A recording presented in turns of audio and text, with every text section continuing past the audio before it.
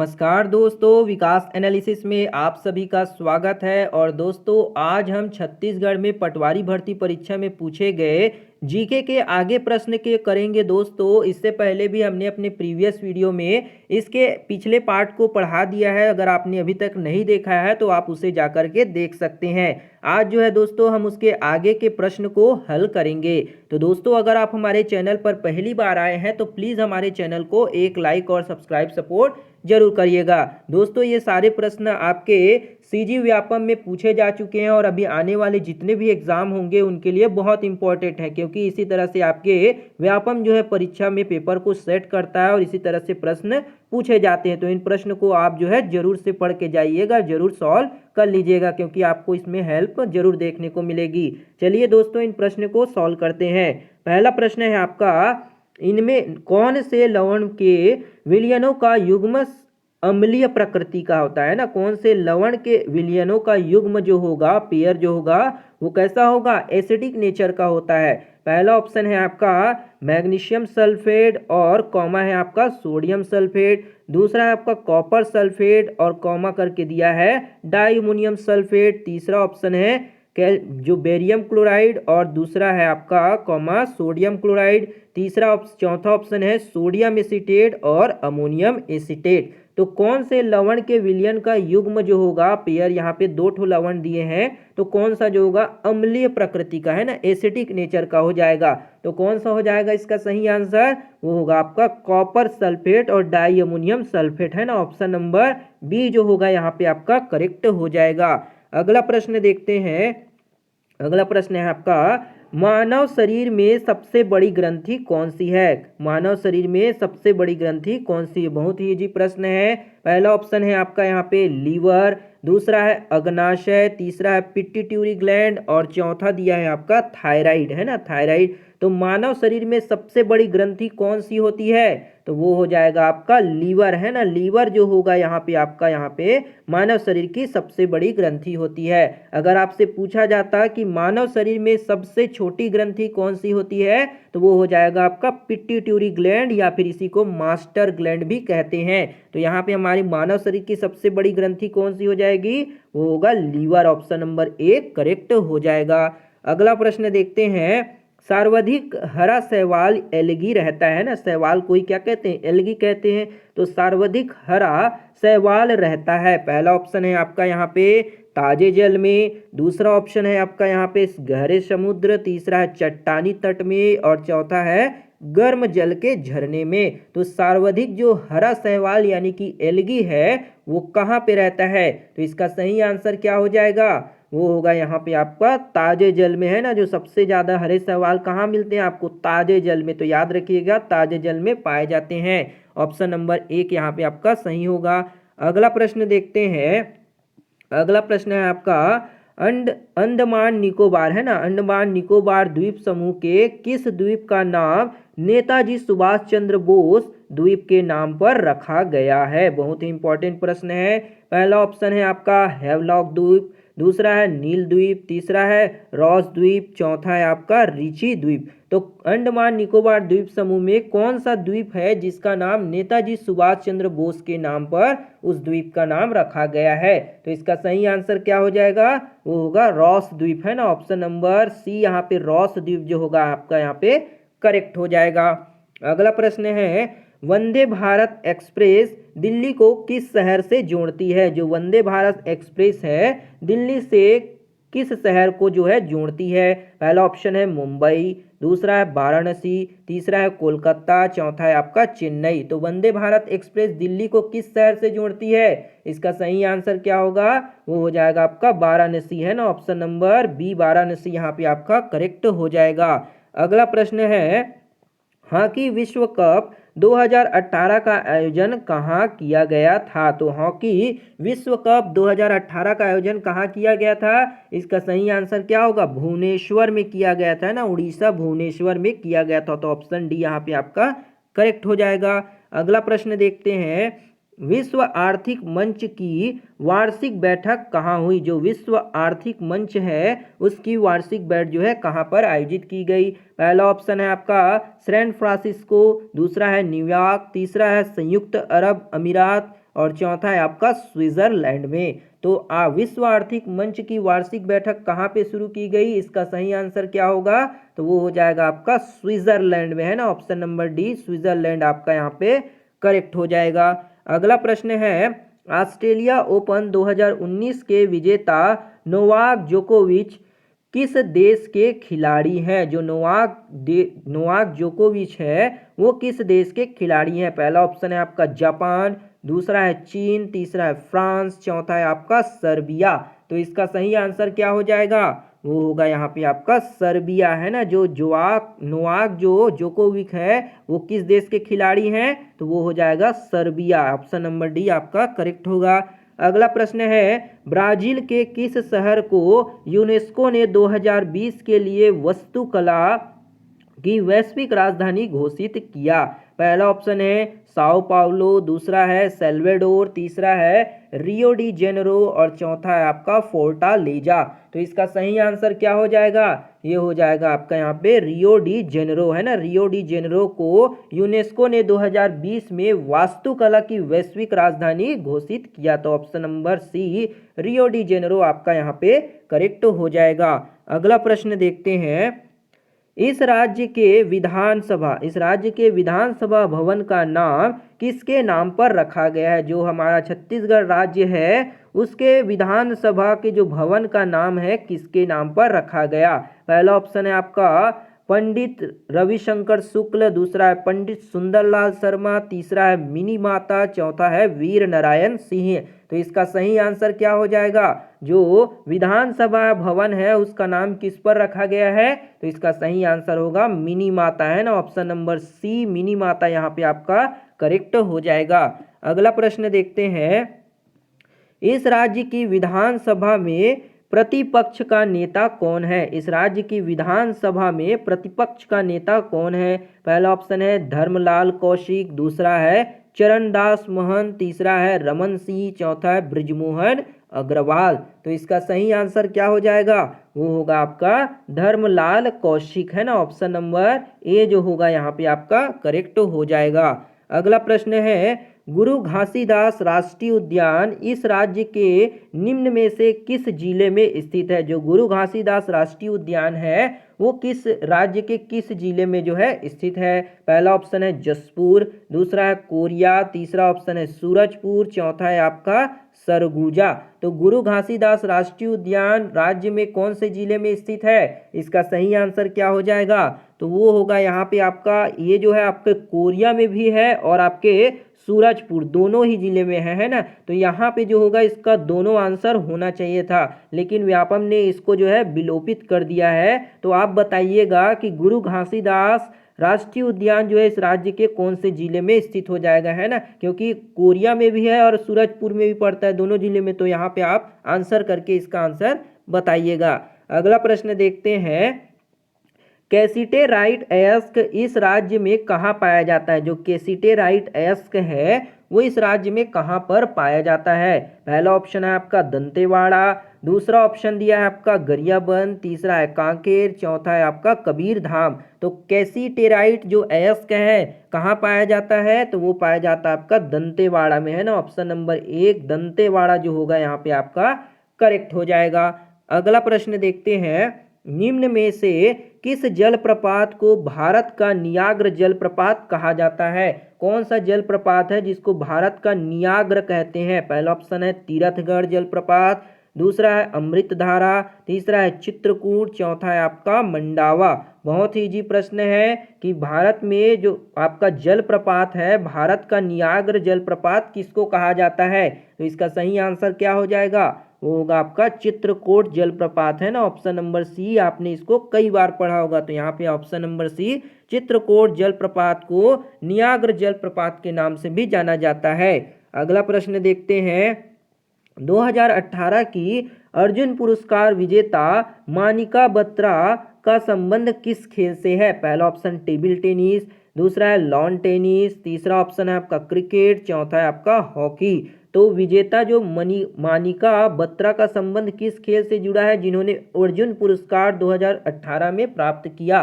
तो इसका सही आंसर क्या हो जाएगा, वो होगा यहाँ पे आपका क्या, तो वो होगा कब किया, तो टेबल टेनिस है ना, वो जो है टेबल टेनिस से संबंधित खिलाड़ी थी है ना, किस खेल से, टेबल टेनिस से। तो याद रखिएगा टेबल टेनिस आपका करेक्ट हो जाएगा। अगला प्रश्न है 2018 के ज्ञानपीठ पुरस्कार प्राप्त लेखक अमिताभ घोष किस भाषा के लेखक है। पहला ऑप्शन है हिंदी, दूसरा है अंग्रेजी, तीसरा है बंगाली, चौथा है आपका असमिया।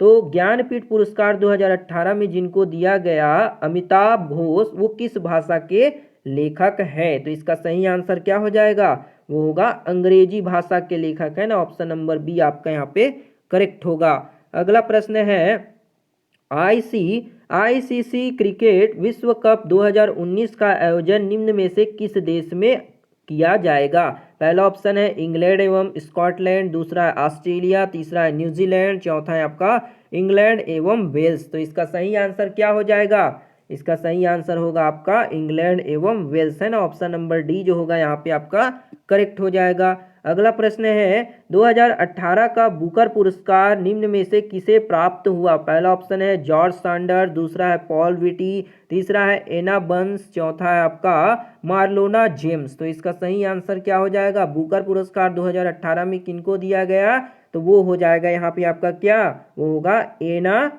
बंस को है ना, ऑप्शन नंबर सी यहाँ पे आपका करेक्ट हो जाएगा। अगला प्रश्न देखते हैं। अगला प्रश्न जो है आपका राज्य की जानकारी से संबंधित है ना, यहाँ पे जो राज्य है हमारा उससे संबंधित जानकारी आपको पूछा जाएगा। पहला प्रश्न है निम्नलिखित में से किस राजवंश ने इस राज्य में सबसे लंबे समय तक शासन किया है। कौन से राजवंश है जिसने हमारे छत्तीसगढ़ राज्य में सबसे लंबे समय तक शासन किया। पहला ऑप्शन है आपका सरभपुर्य, दूसरा है कलचुरी, तीसरा है भोसला, चौथा है आपका सोम। तो कौन से राजवंश है जिन्होंने राज्य में सबसे लंबे समय तक शासन किया, इसका सही आंसर हो जाएगा आपका कलचुरी वंश ने है ना, ऑप्शन नंबर बी कलचुरी जो होगा आपका यहाँ पे करेक्ट होगा। अगला प्रश्न है निम्नलिखित में से कौन सा कार्य इस राज्य के प्रथम मराठा शासक बिंबाजी भोसला से संबंधित नहीं है ना, कौन सा जो है संबंधित नहीं है ये पूछा है। पहला ऑप्शन है परगना पद्धति का प्रारंभ, दूसरा है रतनपुर एवं रायपुर का एकीकरण, दूसरा है रतनपुर में राम मंदिर का निर्माण, चौथा है सूबेदारी व्यवस्था का सूत्रपात। तो कौन सा जो होगा आपका प्रथम मराठा शासक होगा बिंबाजी भोसला से संबंधित नहीं है। तो इसका सही आंसर क्या हो जाएगा, वो होगा सूबेदारी व्यवस्था का सूत्रपात, यही जो होगा यहाँ पे आपका क्या होगा करेक्ट आंसर हो जाएगा। अगला प्रश्न है निम्नलिखित में से किस महीने में इस राज्य की समस्त करद रियासतें भारतीय संघ में सम्मिलित की गई। जो भारतीय रियासतें हैं जो उसको संघ में कब शामिल किया गया। पहला ऑप्शन है सितंबर 1947, दूसरा है अक्टूबर 1947, तीसरा है दिसंबर 1947, चौथा है जनवरी 1948। तो इसका सही आंसर क्या हो जाएगा, किस महीने में राज्य की समस्त करद रियायतों को भारतीय संघ में सम्मिलित किया गया। तो इसका सही आंसर क्या होगा, वो हो जाएगा जनवरी 1948 है ना, ऑप्शन नंबर डी जनवरी 1948 आपका करेक्ट हो जाएगा। अगला प्रश्न देखते हैं इस राज्य के उत्तरी भाग में निम्नलिखित में से कौन सा पार्ट सबसे अधिक ऊंचा है। कौन सा पार्ट जो है सबसे अधिक ऊंचा है ये बताना है। पहला ऑप्शन है मैन पार्ट, दूसरा है सामरी पार्ट, तीसरा है जारंग पार्ट, चौथा है जसपुर पार्ट। तो कौन सा पार्ट जो है सर्वाधिक ऊंचा है, तो इसका सही आंसर क्या हो जाएगा, वो होगा आपका सामरी पार्ट है ना, ऑप्शन नंबर बी सामरी पार्ट जो होगा यहाँ पे आपका सबसे ऊंचा पार्ट हो जाएगा। अगला प्रश्न है इस राज्य का निम्नलिखित में से कौन सा लोक सभा क्षेत्र अनुसूचित जनजाति के लिए आरक्षित नहीं है ना, कौन सा जो लोकसभा क्षेत्र का अनुसूचित जनजाति के लिए आरक्षित नहीं होगा उसको बताना है। पहला ऑप्शन है बस्तर, दूसरा है कांकेर, तीसरा है सारंगढ़, चौथा है आपका रायगढ़। तो इसका सही आंसर क्या हो जाएगा, वो होगा यहाँ पे आपका सारंगढ़ है ना, सारंगढ़ जो होगा आपका यहाँ पे करेक्ट हो जाएगा। अगला प्रश्न है इस राज्य के 2019-20 के बजट में कृषि क्षेत्र के लिए निम्नलिखित में से कितनी धनराशि का आवंटन किया गया। पहला ऑप्शन है आपका 21,597 करोड़, दूसरा है 22,400 करोड़, तीसरा है 25,295 करोड़ और चौथा है आपका 26,350 करोड़। तो इसका सही आंसर क्या हो जाएगा, वो होगा यहाँ पे आपका 21,597 करोड़। ऑप्शन नंबर 1 यहाँ पे आपका करेक्ट हो जाएगा। अगला प्रश्न है, निम्नलिखित में से कौन सी कंपनी इस राज्य में कोरबा स्थित भारत एल्युमिनियम कंपनी की 51% की भागीदारी है। पहला ऑप्शन है रिलायंस कंपनी, दूसरा है टाटा स्टील कंपनी, तीसरा ऑप्शन है आपका स्टारलाइट कंपनी और चौथा है एनटीपीसी। तो इसका सही आंसर क्या हो जाएगा, कौन सी एल्युमिनियम कंपनी है जो 51% जो है शेयर रखती है, भागीदारी रखती है। तो इसका सही आंसर क्या हो जाएगा, वो होगा यहाँ पे आपका क्या, वो होगा Starlight company. Option number C Starlight company आपका यहाँ पे करेक्ट हो जाएगा। अगला प्रश्न देखते हैं, स्वास्थ्य चिकित्सा की केंद्र सरकार की निम्नलिखित में से कौन सी योजना इस राज्य में लागू की गई। पहला ऑप्शन है प्रधानमंत्री स्वास्थ्य योजना, दूसरा है आयुष्मान बीमा योजना, तीसरा है आयुष्मान भारत योजना, चौथा है प्रधानमंत्री चिकित्सा योजना।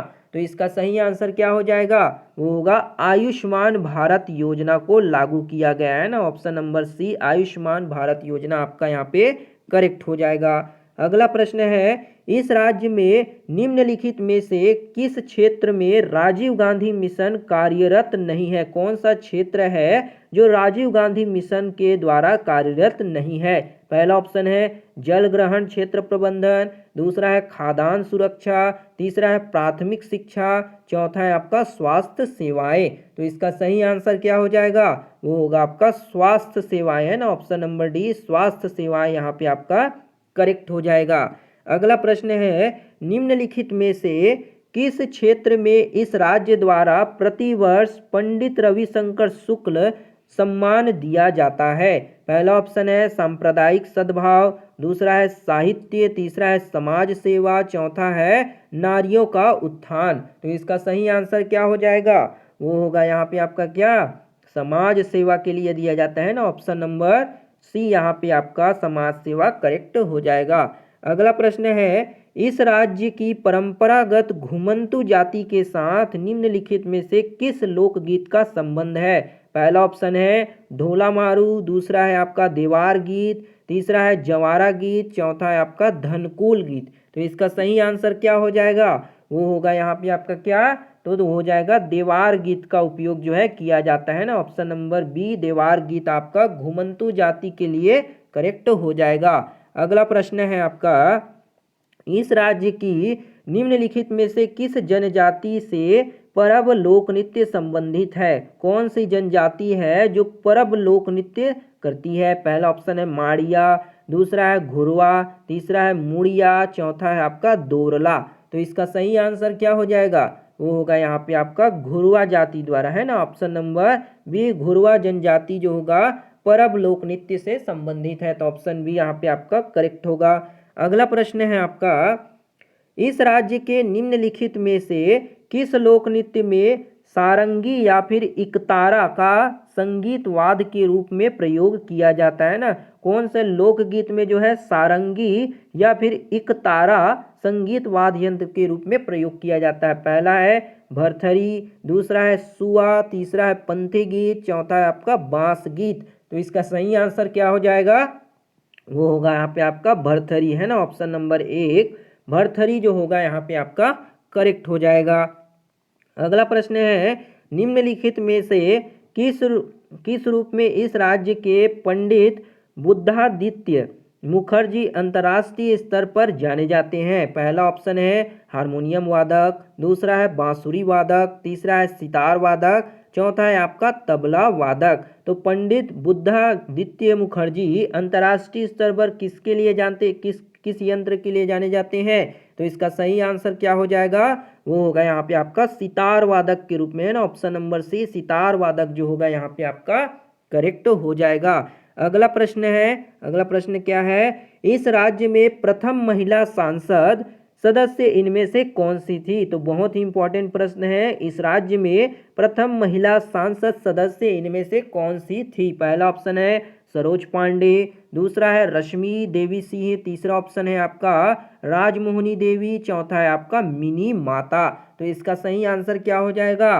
प्रथम जो है आपकी महिला संसद सदस्य इस राज्य की कौन हो जाएगी? तो वो होगा आपका मिनी माता, है ना, ऑप्शन नंबर डी मिनी माता जो होगा यहाँ पे आपका करेक्ट हो जाएगा। तो ये थी दोस्तों आपके छत्तीसगढ़ व्यापम पटवारी भर्ती परीक्षा में पूछे गए जो जीके के प्रश्न थे, इसको हमने आपको समझाने की कोशिश की है। उम्मीद करते हैं दोस्तों आपको ये वीडियो पसंद आया होगा। अगर वीडियो बढ़िया लगा हो तो एक लाइक जरूर करिएगा, शेयर सपोर्ट और सब्सक्राइब भी जरूर करिएगा। मिलते हैं दोस्तों अगली वीडियो में, तब तक के लिए जय हिंद, वंदे मातरम।